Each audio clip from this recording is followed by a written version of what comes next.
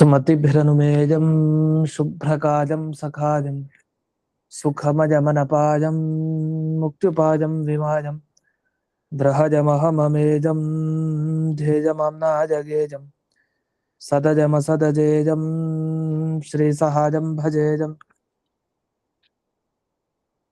तपस्वाध्याय शुश्रूषा कृष्णपूजारतं मुनिं विश्वेशभिष्टदं वन्दे परिम्राट् चक्रवर्तिनं श्रीगुरुभ्यो नमः हरिः ओम् श्रियः पत्ये नित्या गणितगुणमाणिक्य विशदप्रभाजालोल्लासोपहत सकलावद्यतमसे जगज्जन्मस्थेम प्रलयरचनाशीलवपुषे नमो शेषाम्नाय स्मृतिहृदयदीप्ताय हरजे येन प्रादुरभाविभूमिबलजे विस्तारिको सन्ततिः प्राबोधिश्रुतिपङ्कजं करुणया प्रकाशितत्वं परं ध्वान्तं ध्वंसमनादिसाधुनिकरश्चागारि सन्मार्गगः तेनं व्यासदिवाकरेण सततं मात्यादि मे मानसं व्याप्तिर्यस्य निजे निजे नमः सा पक्षे सपक्षे स्थितिः व्यावृत्तिश्च विपक्षतोऽथ विशदे सक्तिर्न वै बाधिते नैवास्ति प्रतिपक्षयुक्तिरतुलं शुद्धं प्रमाणं समे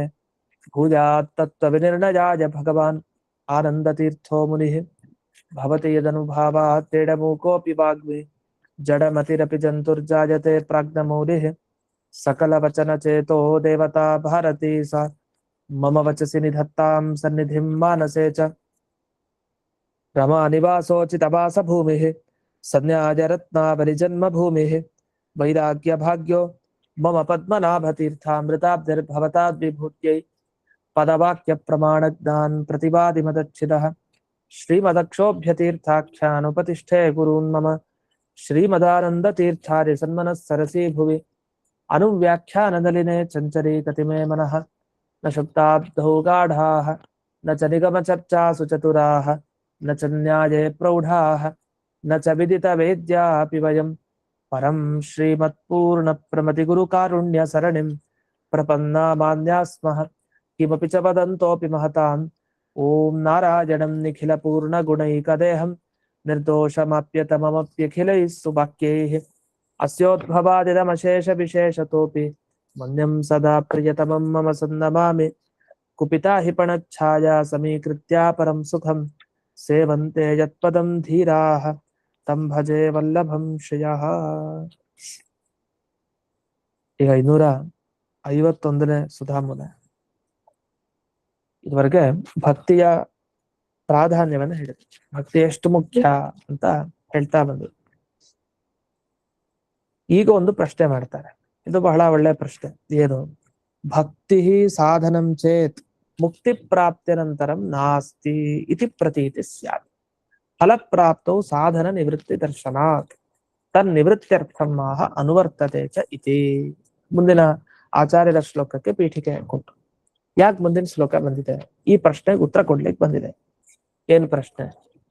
ಇದುವರೆಗೆ ನೀವು ಭಕ್ತಿಯನ್ನ ಮಾಡ್ಬೇಕು ಅಂತ ಹೇಳಿದ್ರಿ, ದೇವರಲ್ಲಿ ಭಕ್ತಿ ಮಾಡ್ಬೇಕು, ಅದೇ ಮುಖ್ಯ, ಮಿಕ್ಕಿದವರಲ್ಲೆಲ್ಲ ಕ್ರಮವಾಗಿ ಮಾಡ್ಬೇಕು, ತನಗಿಂತ ಅಧಿಕರಾದ ದೇವತೆಗಳಲ್ಲಿ ಗುರುಗಳಲ್ಲಿ ಕ್ರಮವಾಗಿ ಮಾಡ್ತಾ ಹೋಗ್ಬೇಕು ಅಂತ ಇಷ್ಟೆಲ್ಲ ಬಂತು. ಸರಿ, ಭಕ್ತಿಯನ್ನ ಮಾಡಿದ್ವಿ, ಮುಕ್ತಿನೂ ಸಿಕ್ತು. ಮುಕ್ತಿ ಸಿಕ್ಕದ ಮೇಲೆ ಭಕ್ತಿ ಇರತ್ತಾ ಇಲ್ವಾ? ಸಾಧನ ಅವಾಗ ಇರಲ್ಲ ಅಂತ. ಯಾಕೆಂದ್ರೆ ಸಾಧನದ ಕೆಲಸ ಎಲ್ಲಿವರೆಗೆ? ಸಾಧ್ಯವನ್ನ ತಂದುಕೊಡೋವರೆಗೆ. ಅಂದ್ರೆ ಎಲ್ಲಿವರೆಗೂ ನಾವು ಓದ್ತೀವಿ, ನಮಗ್ ಫಲ ಸಿಗೋವರೆಗೆ. ಕೆಲಸ ಆಯ್ತಾ ಬಿಟ್ಬಿಡ್ತೀವಿ ಅದನ್ನ. ಇದು ಸಾಮಾನ್ಯ ಲೋಕದಲ್ಲಿ ಹಾಗೆ ಕಂಡಿರೋದು. ಎಲ್ಲಿವರೆಗೆ ನಮಗೆ ಉಪಯೋಗಕ್ಕೆ ಬರ್ತಾರೋ ಅಲ್ಲಿವರೆಗೆ ಮಾತ್ರ.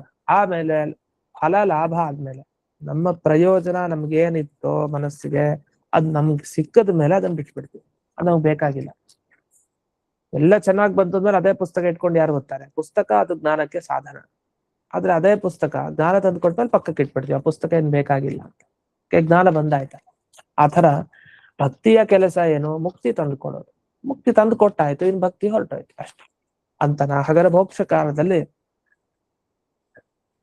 ಫಲ ಸಿಕ್ಕದ ಮೇಲೆ, ಅಂದ್ರೆ ಮೋಕ್ಷನೇ ಫಲ, ಅದು ಸಿಕ್ಕದ ಮೇಲೆ ಸಾಧನ ನಿವೃತ್ತಿ ಇದೆ. ಯಾಕಂದ್ರೆ ಲೋಕದಲ್ಲಿ ಹಾಗೆ ಕಂಡಿದೆ. ಅದನ್ನ ಭಕ್ತಿ ಇರೋಲ್ವಾ ಮೋಕ್ಷ ಕಾಲದಲ್ಲಿ ಅಂತ. ಅದಕ್ಕೆ ಹೇಳ್ತಾರೆ, ಇಲ್ಲ, ಭಕ್ತಿ ಆಗ್ಲೂ ಇರುತ್ತೆ. ಸಂಸಾರ ಕಾಲದಲ್ಲಿ ಯಾವ ಭಕ್ತಿಯೋ, ಯಾವುದು ಮೋಕ್ಷಕ್ಕೆ ನಮಗೆ ಕಾರಣ ಆಗಿತ್ತೋ ಅಂತ ಭಕ್ತಿ ಮೋಕ್ಷದಲ್ಲೂ ಇರುತ್ತೆ. ಅನುವರ್ತತೆ ಚ ಸಾ ಭಕ್ತಿ ಮುಕ್ತೌ ಅಂತ ಉತ್ತರ ಕೊಟ್ಟು.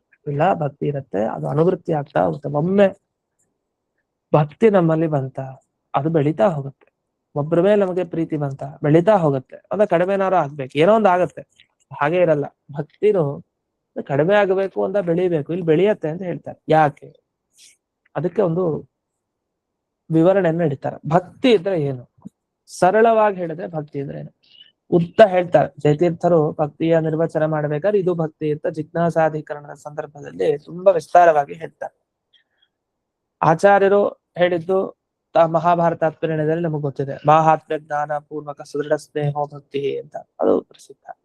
ಇಲ್ಲಿ ಜಯತೀರ್ಥರು ಬಳಸೋ ವಾಕ್ಯ ಪ್ರೇಮ ವಿಶೇಷೋ ಹಿ ಭಕ್ತಿರ್ ನಾಮ.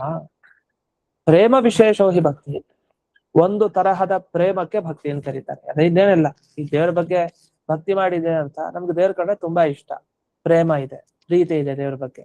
ಆದ್ರೆ ಅದು ಸಾಮಾನ್ಯವಾದ ಪ್ರೀತಿ ಅಲ್ಲ, ಎಲ್ರ ಮೇಲಿರೋ ಪ್ರೀತಿ ಅಲ್ಲ. ಅದು ಪ್ರೇಮ ವಿಶೇಷ, ಅದೊಂಥರ ಪ್ರೀತಿ.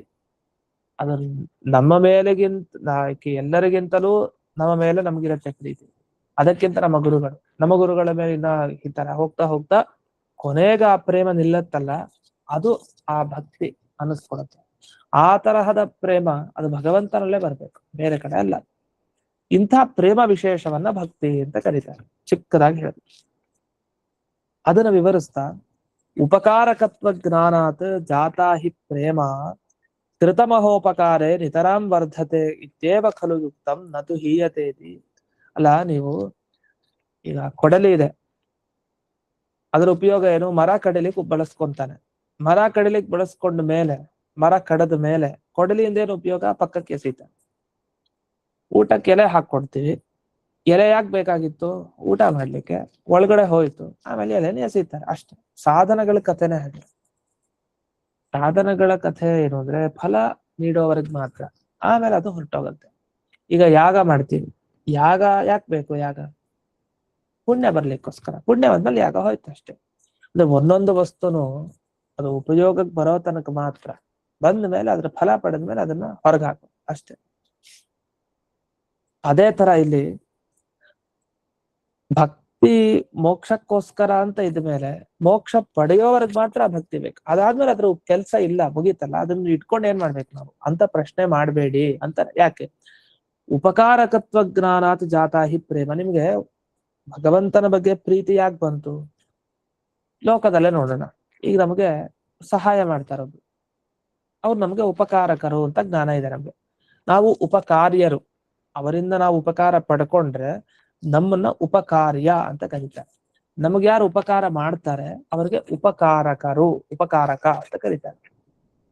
ಯಾರು ನಮ್ಗೆ ಉಪಕಾರಕ ಇರ್ತಾರಲ್ಲ ಲೋಕದಲ್ಲಿ, ಇವ್ರು ನಂಗೆ ತುಂಬಾ ಸಹಾಯ ಮಾಡ್ತಾರೆ, ನಂಗೆ ತುಂಬಾ ಅನುಕೂಲ ಮಾಡ್ಕೊಡ್ತಾರೆ ಅಂತ ಅವ್ರ ಬಗ್ಗೆ ಸಹಜವಾಗಿ ಪ್ರೀತಿ ಇರುತ್ತೆ. ಅದನ್ನ ಹೇಳ್ಬೇಕು ಅಂತಿಲ್ಲ, ಸಹಜವಾಗಿರುತ್ತೆ. ಕೆಲವ್ರು ಹೇಳ್ತಾರೆ, ಕೆಲವ್ರು ಹೇಳಲ್ಲ, ಮನಸ್ಸಿನಲ್ಲಿ ಇಟ್ಕೊಂಡಿರ್ತಾರೆ ಅಷ್ಟೇ. ಯಾವತ್ತೋ ಒಂದ್ ದಿವಸ ವ್ಯಕ್ತ ಆಗುತ್ತೆ. ಅದು ಬಿಟ್ರೆ ನಮಗೆ ಉಪಕಾರ ಮಾಡೋರ್ ಬಗ್ಗೆ ನಮಗೆ ಯಾವತ್ತೂ ಪ್ರೀತಿ ಇರುತ್ತೆ. ಈ ಪ್ರೀತಿ ಹೊರಟೋಗ್ಬಿಡತ್ತಾ ಉಪಕಾರ ಪಡ್ಕೊಂಡ್ಮೇಲೆ? ಹಾಗೆಲ್ಲ ಹೋಗಲ್ಲ, ಅದು ಬೆಳೀತಾ ಹೋಗುತ್ತೆ. ಯಾವಾಗಾರು ಅವ್ರು ಉಪಕಾರ ಮಾಡೋದನ್ನ ನಿಲ್ಲಿಸಿದ್ರೆ ಆಗ ಶುರು ಆಗ್ಬೋದು, ಅವಾಗ ಪ್ರೇಮ ನಿಧಾನಕ್ಕೆ ಕಡಿಮೆ ಆಗ್ತಾ ಹೋಗ್ಬೋದು. ಆದ್ರೆ ಉಪಕಾರ ಮಾಡ್ತಾ ಇರೋದ್ರ ಬಗ್ಗೆ ಪ್ರೇಮ ಒಮ್ಮೆ ಉಂಟಾದ ಮೇಲೆ ಕೃತ ಮಹೋಪಕಾರೇ ನಿತರಾಂ ವರ್ಧತೆ. ಇನ್ನೂ ಜಾಸ್ತಿ ಉಪಕಾರ ಅವರೇ ಮಾಡ್ತಾ ಇದ್ರೆ, ಅಥವಾ ಸಾಮಾನ್ಯವಾದ ಉಪಕಾರ ಮಾಡೋರ್ಗಿಂತ ದೊಡ್ಡ ದೊಡ್ಡ ಉಪಕಾರ ಯಾರು ಮಾಡ್ತಾರೆ ಅವರಲ್ಲಿ ನಿತರಾಂ ವರ್ಧತೆ, ತುಂಬಾ ಚೆನ್ನಾಗಿ ಪ್ರೀತಿನೂ ಜಾಸ್ತಿ ಆಗತ್ತೆ ಅಂತಾನೆ ಹೇಳ್ಬೇಕು ಹೊರತು ನತು ಹೀಯತೆ, ಕಡಿಮೆ ಆಗತ್ತೆ ಅಂತ ಹೇಳ್ಬೋದು. ನೀವು ಲೋಕದಲ್ಲಿ ನಮಗೆ ದುಡ್ಡು, ಮನೆ, ಆಸ್ತಿ ಪಾಸ್ತಿ ಅದೇನಿದೆ ಇದನ್ನೆಲ್ಲ ಕೊಡುವಂತ, ಅನುಗ್ರಹಿಸುವಂತ ಯಾವುದೇ ದೇವತೆಗಳ ಬಗ್ಗೆ ನಮಗೆ ಎಷ್ಟು ಪ್ರೀತಿ ಇರುತ್ತೆ, ಅದೇ ಪ್ರೀತಿ ಜ್ಞಾನ ಭಕ್ತಿ ವೈರಾಗ್ಯ ಕೊಡೋ ದೇವತೆಗಳಲ್ಲಿ ಇನ್ನೂ ಜಾಸ್ತಿ ಆಗುತ್ತೆ. ಮೋಕ್ಷ ಕೊಡೋ ದೇವರಲ್ಲಂತೂ ಅತ್ಯಧಿಕ. ಯಾಕಂದ್ರೆ ದೊಡ್ಡ ಉಪಕಾರ ಅದು. ಮೋಕ್ಷಕ್ಕೆ ನಿಮ್ಮನ್ನ ಭಗವಂತ ಕರ್ಕೊಂಡು ಹೋದ ಅಂದ್ರೆ ಇಂಥ ಉಪಕಾರವನ್ನ ನೀವು ಮರೆಯೋ ಹಾಗೆ ಇಲ್ಲ. ಯಾಕೆಂದ್ರೆ ಅದು ಅಂತಿಮ ಫಲ ಅದು. ಮತ್ತೆ ಸಂಸಾರಕ್ಕೆ ಬರೋ ಇದೇ ಇಲ್ಲಲ್ಲ ಅವಕಾಶ. ಒಮ್ಮೆ ಮೋಕ್ಷಕ್ಕೆ ಹೋದ್ರೆ ಅಂಥ ಒಂದು ದೊಡ್ಡ ಉಪಕಾರ ಮಾಡಿದ ದೇವರಲ್ಲಿ ಭಕ್ತಿ ಕಡಿಮೆ ಆಗೋದು ಹೇಗೆ? ನಮ್ಗೆ ಉಪಕಾರ ಯಾರು ಮಾಡ್ತಾರೋ ಅವ್ರ ಮೇಲೆ ಇನ್ನೂ ಜಾಸ್ತಿ ಆಗ್ತಾ ಹೋಗುತ್ತೆ ಪ್ರೀತಿ. ಹಾಗೆ ಪ್ರೇಮ ವಿಶೇಷನೇ ಭಕ್ತಿ, ಅದೇ ಪ್ರೀತಿಯ ಒಂದು ವಿಶೇಷವಾದ ಪ್ರೀತಿನೇ ಭಕ್ತಿ ಅನ್ನಿಸ್ಕೊಡುತ್ತೆ. ಅಂಥ ದೊಡ್ಡ ಉಪಕಾರ ಮಾಡಿದ್ರಲ್ಲಿ ಅಂದ್ರೆ ಇನ್ಯಾವ ಫಲನೇ ಇಲ್ಲ, ಅದೇ ದೊಡ್ಡ ಫಲ. ಏನ್ ಬೇಕೋ ಅದನ್ನ ಕೊಟ್ಬಿಟ್ರಿ ಇವ್ರು, ಮುಗೀತು. ಅಂದ್ಮೇಲೆ ಅಂಥವ್ರ ಮೇಲೆ ಇರಲ್ಲ. ಜೀವನದಲ್ಲಿ ಮುಂದೆ ಬರ್ಲಿಕ್ಕೆ ಸಹಾಯವನ್ನ ಅನೇಕರು ಮಾಡಿರ್ತಾರೆ. ಮಾಡಿದಾಗ ಯಾರು ಮುಖ್ಯವಾಗಿ ಸಹಾಯ ಮಾಡಿರ್ತಾರೆ ಅವ್ರು ಏನ್ ಕರ್ತವ್ಯ ಅದ್ ಮಾಡಿ ಮುಗಿಸ್ಬಿಟ್ರು, ಇದು ಮುಗೀತು. ಅವ್ರ ಮುಂದೆ ಅವ್ರು ಎಂದಿಗೂ ಕೊನೆವರೆಗೂ ನೆನಪಿಸ್ಕೊಂಡು ಅವ್ರ ಮೇಲೆ ಹಾಗೆ ಇರುತ್ತೆ ಭಾವನೆ. ಯಾಕಿರತ್ತೆ ಹಾಗೆ ಅಂದ್ರೆ ಮಹೋಪಕಾರ ಮಾಡಿದ್ದಾರೆ, ನಮ್ಗೆ ಅನುಕೂಲ ಮಾಡಿಕೊಟ್ಟಿದ್ದಾರೆ ಅಂತ. ಇದು ಜಯತೀರ್ಥರು ವಿವರಣೆ ನೀಡಿದ್ದು. ತದೇ ತತ್, ಹಾಗಾಗಿ ಎಂದಿಗೂ ಭಕ್ತಿ ಮುಕ್ತಿಯಲ್ಲಿ ಇರಲ್ಲ ಅಂತಿಲ್ಲ, ಇದು ಜಾಸ್ತಿ ಆಗ್ತಾ ಹೋಗುತ್ತೆ ಅಂತ ವ್ಯಾಖ್ಯಾನ ಮಾಡ್ಬೇಕು, ಕಡಿಮೆ ಆಗಲ್ಲ. ತದೇತತ್ ಅಸ್ತೀತಿ ಉಕ್ತ ಅನುವರ್ತತೇತಿ ವದತ ಅನುಕ್ತ ಅನುವರ್ತತೇತಿ ವದತ ಸೂಚಿತಂ. ಇದನ್ನ ಹೇಗ್ ಸೂಚನೆ ಮಾಡಿದ್ರಿ ಇಲ್ಲಿ ಅಂದ್ರೆ, ಭಕ್ತಿ ಇರತ್ತೆ ಅಂತ ಹೇಳಿಲ್ಲ, ಭಕ್ತಿ ಹಾಗೆ ಅನುವರ್ತತೆ ಬೆಳೀತಾ ಹೋಗುತ್ತೆ ಅಂತ ಹೇಳಿದ್ದಾರೆ ಇಲ್ಲಿ ಆಚಾರ್ಯರು. ಅದನ್ನ ಗಮನಿಸ್ಬೇಕು. ಅಸ್ತಿಚಸಾ ಭಕ್ತಿರ್ ಮುಕ್ತೋ ಅಂತ ಹೇಳಿಲ್ಲ. ಪ್ರಶ್ನೆ ಬಂದಿದ್ದು ಮುಕ್ತಿಯಲ್ಲಿ ಭಕ್ತಿ ಇರತ್ತ, ಹೌದು ಇರತ್ತೆ, ಅಲ್ಲ, ಬೆಳೀತಾ ಹೋಗುತ್ತೆ. ಅನುವರ್ತತೆ ಸಂಸಾರದಲ್ಲಿ ಶುರುವಾಗಿದ್ದು ಮುಂದೆ ಹೋಗ್ತಾ ಹೋಗ್ತಾ ಬೆಳೀತಾ ಹೋಗ್ತಾ ಇದೆ. ಬೆಳೀತಾ ಹೋಗ್ತಾ ಇದೆ ಅಂದ್ರೆ ಏನರ್ಥ, ಎಷ್ಟೆಷ್ಟು ಉಪಕಾರ ಪಡಿತಾ ಹೋಗ್ತೀವೋ ಅಷ್ಟೆಷ್ಟಲ್ಲಿ ಪ್ರೀತಿ ವಿಶೇಷ ಭಕ್ತಿ ಜಾಸ್ತಿ ಆಗ್ತಾ ಹೋಗುತ್ತೆ.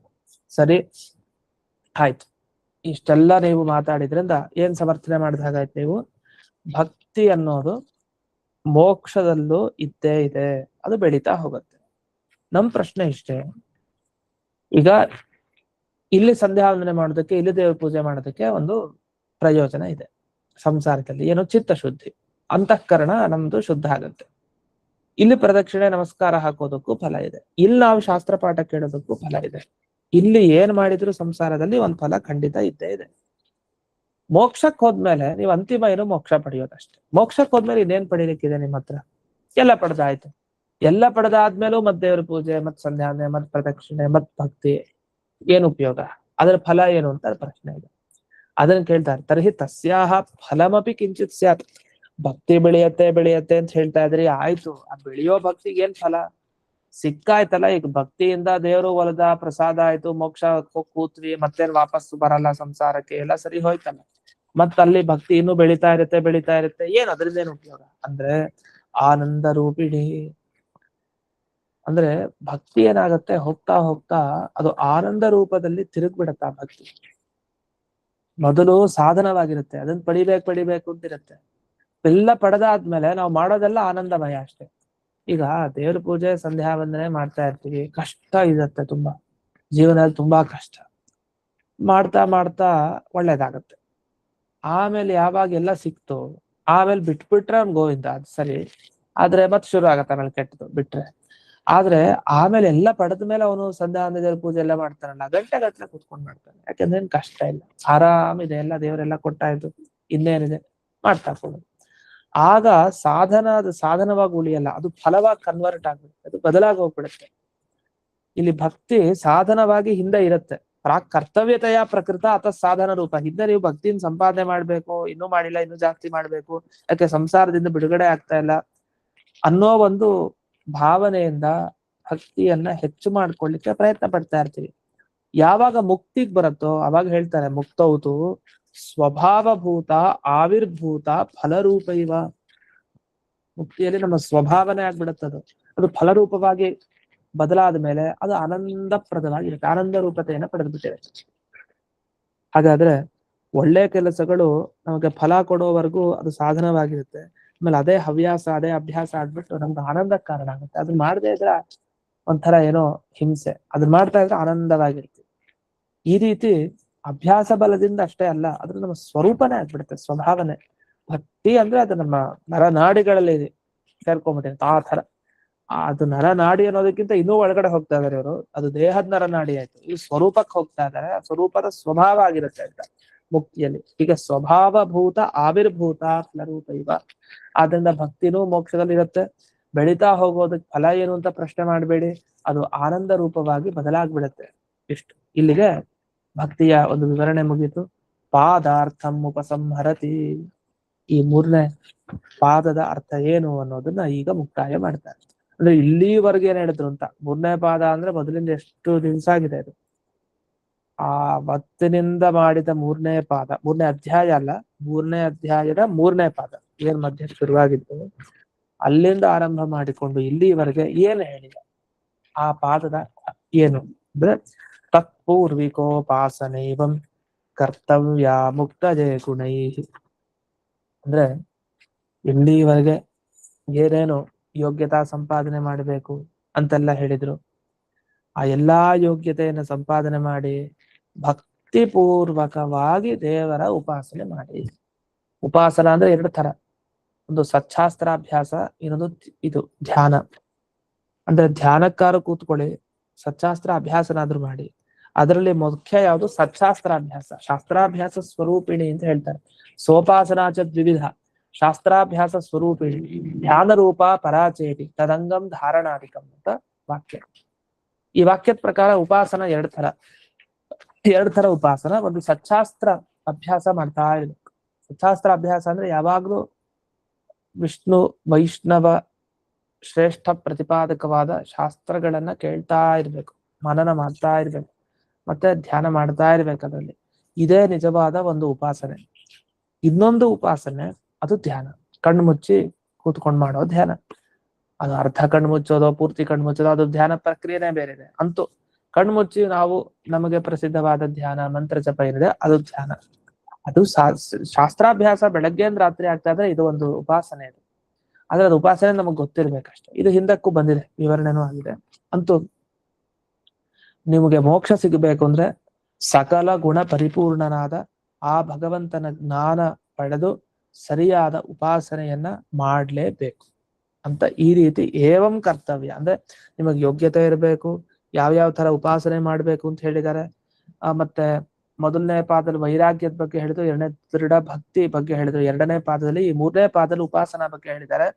ಮುಂದೆ ಅಪರೋಕ್ಷ ಜ್ಞಾನ, ಜ್ಞಾನಪಾದ ಅಂತ ಮುಂದಿನ ಪಾದದ ಹೆಸರು, ನಾಲ್ಕನೇ ಪಾದದ್ದು. ವೈರಾಗ್ಯ ಪಾದ, ದೃಢ ಭಕ್ತಿ ಪಾದ, ಉಪಾಸನಾ ಪಾದ, ಜ್ಞಾನಪಾದ ಅಂತಾನೆ ಮುಂದಿನ ಪಾದಕ್ಕೆ ಹೆಸರು. ಈ ರೀತಿ ಉಪಾಸನೆಯ ಬಗ್ಗೆ ವಿಶೇಷವಾಗಿ ಇಲ್ಲಿವರೆಗೆ ನಾವು ಕೇಳಿದ್ವಿ. ಇದನ್ನ ಇಲ್ಲಿ ವಿವರಿಸ್ತಾ ಏವಂ ಅಂತ ಒಂದು ಶಬ್ದ ಬಂದಿದೆ ಅನುವ್ಯಾಖ್ಯಾನದಲ್ಲಿ. ತತ್ಪೂರ್ವಿಕೋಪಾಸನ ಏವಂ, ಏವಂ ಅಂದ್ರೆ ಯೋಗ್ಯತಾದೇಹ ಪರಾಮರ್ಶ. ಯೋಗ್ಯತಾದಿಗಳನ್ನ ತಗೊಳ್ಬೇಕು. ದುರ್ಯೋಧನ ಕೂತ್ಕೊಂಡು ಉಪಾಸನೆ ಮಾಡಿದ್ರೆ ಸಿಗತ್ತಾ ಫಲ? ಅವನಿಗೇನ್ ಬೇಕೋ ಆ ಫಲ ಸಿಗತ್ತ. ಗುಣೈಹಿ ಉಪೇತಸ್ಯ ಹರೇಹೇ. ಗುಣೈಹಿ ಅಂದ್ರೆ ಏನರ್ಥ ಅಂದ್ರೆ ಗುಣಗಳಿಂದ ಕೂಡಿದ ಹರಿಯ ಉಪಾಸನೆಯನ್ನ ಇಷ್ಟೆಲ್ಲ ಯೋಗ್ಯತೆಯನ್ನ ಪಡ್ಕೊಂಡು ಮಾಡ್ಬೇಕು ಅಂತ ಅಭಿಪ್ರಾಯ.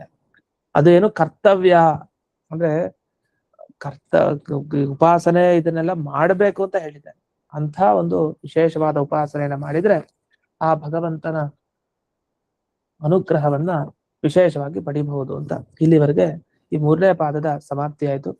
ಈ ಶ್ಲೋಕ ಒಂದಿರುತ್ತೆ, ಜಯತೀರ್ಥರು ಪ್ರತಿಯೊಂದು ಪಾದ ಮುಕ್ತಾಯ ಮಾಡ್ಬೇಕಾದ್ರೆ ಆ ಶ್ಲೋಕ ಇತಿ ಶ್ರೀಮತ್ ಪೂರ್ಣ ಪ್ರಮತಿ ಭಗವತ್ಪಾದಸ್ಯ ಕೃತೆ ಅನುವ್ಯಾಖ್ಯಾನಸ್ಯ ಪ್ರಗುಣ ಜಯತೀರ್ಥಾಖ್ಯಯತಿನ ಕೃತಾಯಾಂ ಟೀಕಾಯಾಂ ವಿಷಮ ಪದ ವಾಕ್ಯಾರ್ಥ ವಿವೃತೌ ತೃತೀಯೇತ್ರೋಪಾಸಾ ವಿಷಯ ಚರಣ ಪರ್ಯವಸಿತಃ. ತೃತೀಯ ಅತ್ರ ಮೂರನೇ ಅಧ್ಯಾಯದಲ್ಲಿ ಉಪಾಸಾ ವಿಷಯ ಚರಣ, ಚರಣ ಅಂದ್ರೆ ಪಾದ, ಉಪಾಸನಾ ಬಗ್ಗೆ ಇರೋ ಪಾದ ಪರ್ಯವಸಿತಃ ಮುಗೀತು ಅಂತ. ಅದು ಯಾವುದರ ಟೀಕಾ ಇದು? ಅನುವ್ಯಾಖ್ಯಾನದ ಟೀಕಾ. ಯಾರು ಬರೆದಿದ್ದು? ಪ್ರಗುಣ ಜಯತೀರ್ಥಾಖ್ಯಯತಿನ, ಅವರೇ ಹೇಳ್ಕೊಳ್ತಾರೆ, ಜಯತೀರ್ಥರೇ, ಅವ್ರದೇ ಶ್ಲೋಕ. ಪ್ರಕೃಷ್ಟವಾದ ಗುಣ ಇರೋ ಜಯತೀರ್ಥರು, ಅಥವಾ ಪ್ರಗುಣ ಅಂದ್ರೆ ಶಿಷ್ಯರು ಅನ್ನೋ ಅರ್ಥ ಇದೆ. ಇದಕ್ಕೂ ಬಹಳ ಅರ್ಥ ಇದೆ, ಇದು ಮೊದಲನೇ ಅಧ್ಯಾಯದಲ್ಲಿ ಬರುತ್ತೆ, ಹಾಗೆ ನೋಡೋಣ. ಸರಳವಾದ ಅರ್ಥ ಇಷ್ಟು. ಪ್ರಗುಣ ಪ್ರಕೃಷ್ಟವಾದ ಗುಣಗಳನ್ನ ಗುರುಗಳ ಅನುಗ್ರಹದಿಂದ ಪಡೆದ ಜಯತೀರ್ಥ ಎಂಬ ಯತಿಗಳು ಬರೆದ ಟೀಕೆ ಇದು. ಯಾವುದಕ್ಕೆ? ಅನುವ್ಯಾಖ್ಯಾನಕ್ಕೆ. ಅನುವ್ಯಾಖ್ಯಾನ ಯಾರ್ದು? ಇತಿ ಶ್ರೀಮತ್ ಪೂರ್ಣ ಪ್ರಮತಿ ಭಗವತ್ಪಾದ ಸಕೃತೆ. ಭಗವತ್ಪಾದರು ಅಂತ ಕರೀತಾರೆ ಆಚಾರ್ಯರನ್ನ. ಪೂರ್ಣ ಪ್ರಮತಿ, ಶ್ರೀಮತ್ ಪೂರ್ಣ ಪ್ರಮತಿ. ಶ್ರೀಮತ್ ಅಂದ್ರೆ ದಿವ್ಯವಾದ ಸಂಪತ್ತನ್ನ ಪಡೆದ ಆ ಪೂರ್ಣ ಪ್ರಮತಿಗಳು ಭಗವತ್ಪಾದರು ಏನಿದ್ದಾರೆ ಅವರ ಸುಕೃತಿ, ಒಳ್ಳೆಯ ಕೃತಿ ಯಾವುದು? ಅನುವ್ಯಾಖ್ಯಾನ.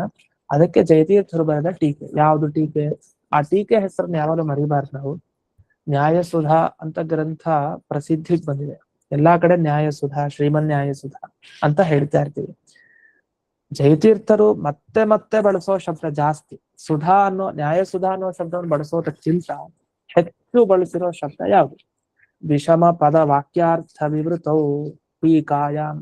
ಟೀಕಾ, ಜಯತೀರ್ಥರ ಟೀಕೆಗೆ ಹೆಸರು ವಿಷಮ ಪದ ವಾಕ್ಯಾರ್ಥ ವಿವೃತಿ. ನಾವು ಓದ್ತಾ ಇರೋದು ಅದನ್ನ, ವಿಷಮ ಪದ ವಾಕ್ಯಾರ್ಥ ವಿವೃತಿ ಟೀಕಾ ಏನೋ ಓದ್ತಾ ಇರೋದು.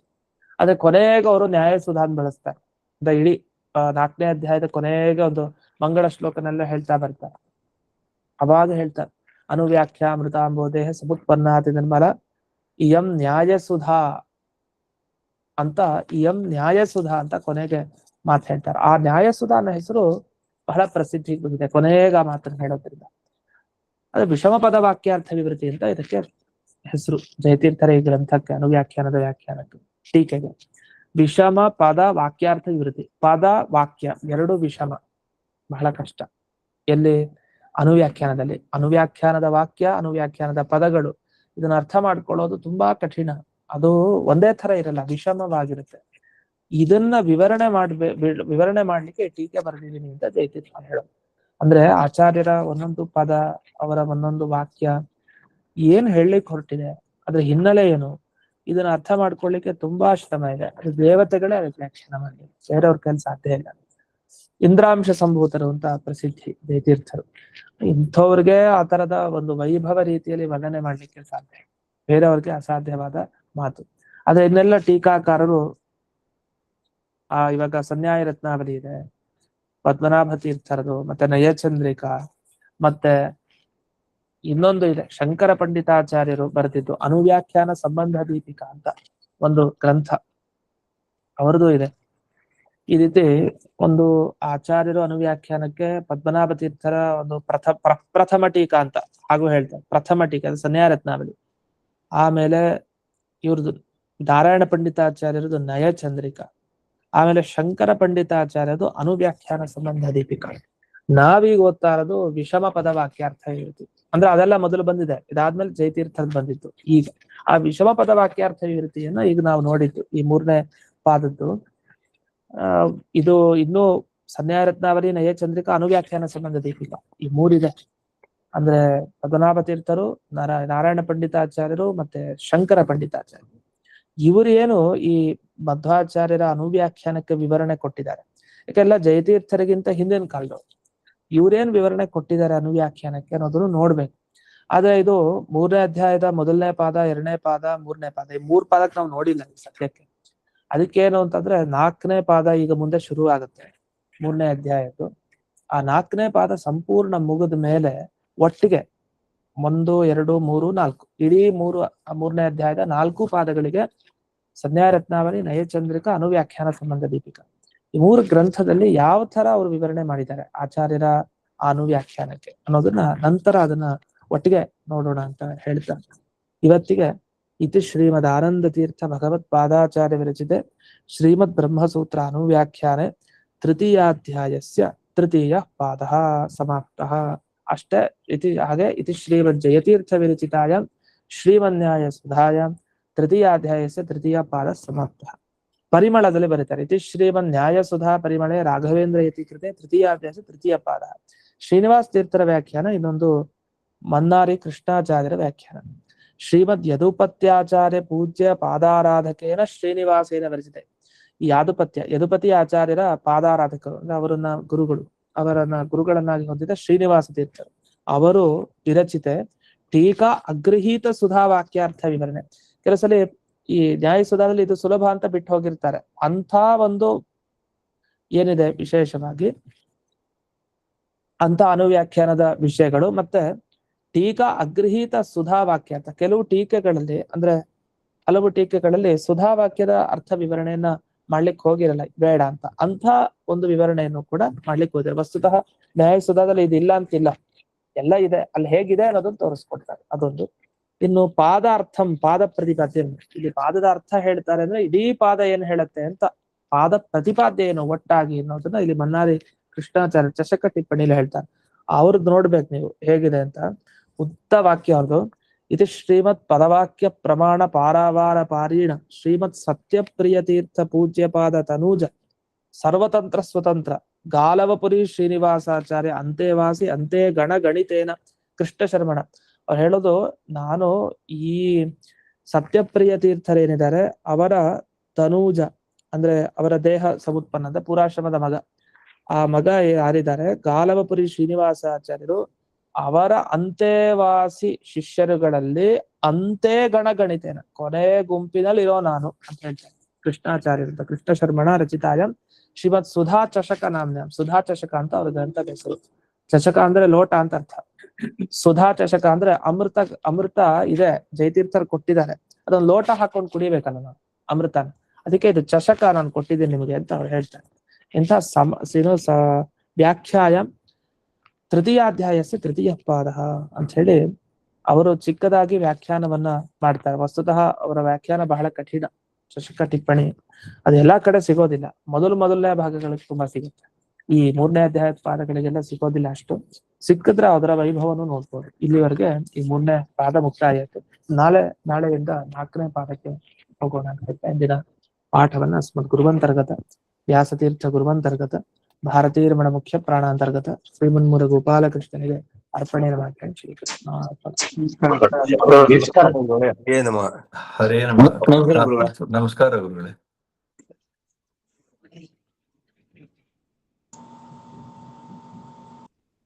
ನಮಸ್ಕಾರ ಗುರುಗಳೇ. ನಮಸ್ಕಾರ.